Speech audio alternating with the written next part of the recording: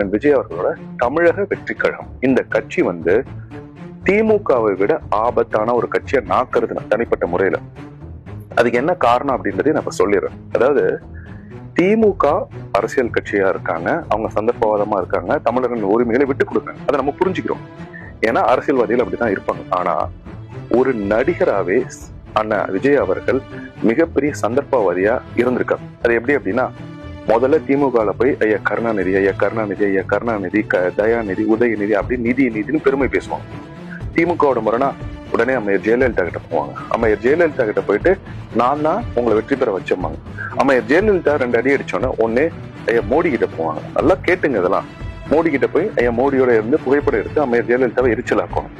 அப்புறம் ஐயா மோடியோட முறை ஏற்பட்டுச்சா உடனே ராகுல் காந்தி கிட்ட போய் எனக்கு பதவி கொடுங்க அப்படின்னு நிற்பாங்க.